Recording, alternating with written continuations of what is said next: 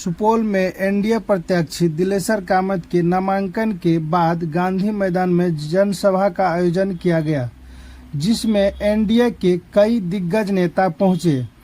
कार्यक्रम में उप मुख्यमंत्री सम्राट चौधरी, लोजपा के राष्ट्रीय अध्यक्ष चिराग पासवान, लोक मोर्चा के राष्ट्रीय अध्यक्ष उपेंद्र कुशवाहा, राज्यसभा सांसद रामनाथ ठाकुर, मंत्री विजेंद्र प्रसाद यादव, नीरज कुमार सिंह बबलू, शीला मंडल, नीतीश मिश्रा और रत्नेश सादा सहित अन्य नेता जनसभा में शामिल हुए। इस दौरान वक्ताओं ने जनसमूह से पीएम नरेंद्र मोदी को तीसरी बार पीएम बनाने की अपील की। बता दें कि जनसभा से पूर्व सुपौल लोकसभा से एनडीए प्रत्याशी दिलेश्वर कामत ने जदयू से नामांकन का पर्चा समाहरणालय परिसर के डीएम कार्यालय वेस्ट में डीएम कौशल कुमार के समक्ष दाखिल किए।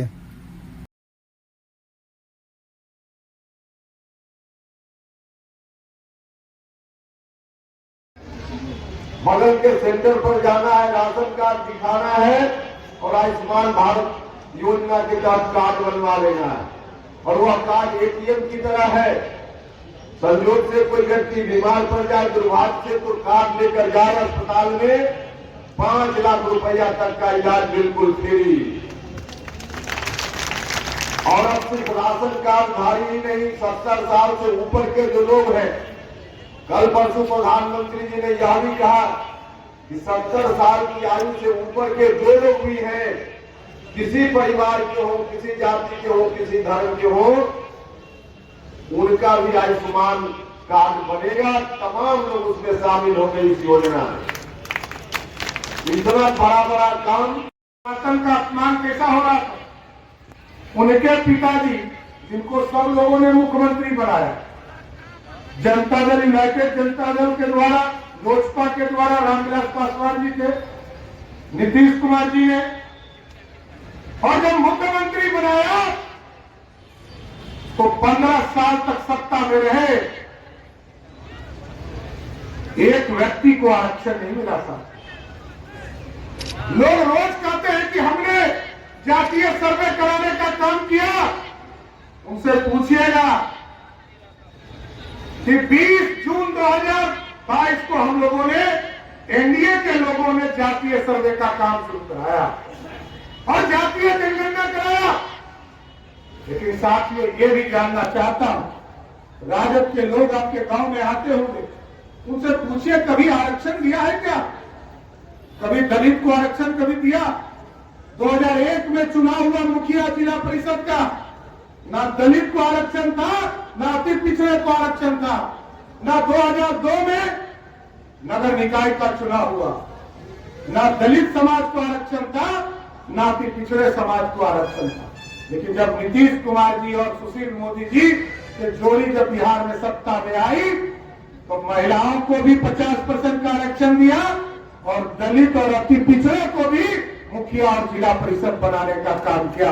यह है एनडीए सरकार। लेकिन लालू जी का आरक्षण का मतलब क्या है मालूम है?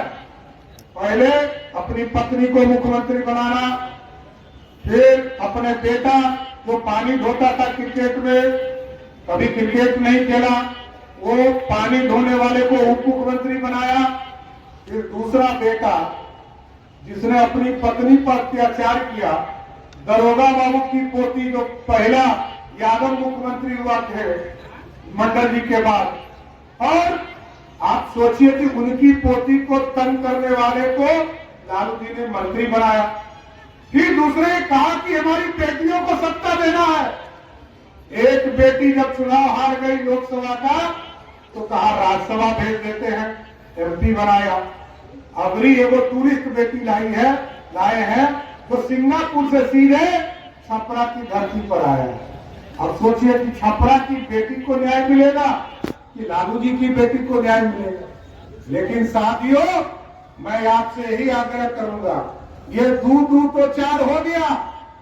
आरक्षण के मामले में पत्नी को, बेटा को, बेटी को, लेकिन अब सोचिए जो 5 गो बहन बेटी बच गई है, उसको विधानसभा का टिकट कब देंगे? तब तक हम लोग बोलते रहेंगे कि 5 गो कार्यों में लगातार इतने वर्षों से रहे हैं। ऐसे में जब वो पुनः जीतकर भारत की संसद में जाएंगे तो उस विकसित देश की कल्पना को पूरा करने का काम करेंगे, उस विकसित बिहार को बनाने का वो काम करेंगे जिसकी सोच हमारे प्रधानमंत्री आदरणीय नरेंद्र मोदी जी, हमारे मुख्यमंत्री आदरणीय नीतीश कुमार जी, आदरणीय उपेंद्र कुशवाहा जी, आदरणीय जीतन राम मांझी जी और चिराग पासवान ने जिस विकसित बिहार की कल्पना की।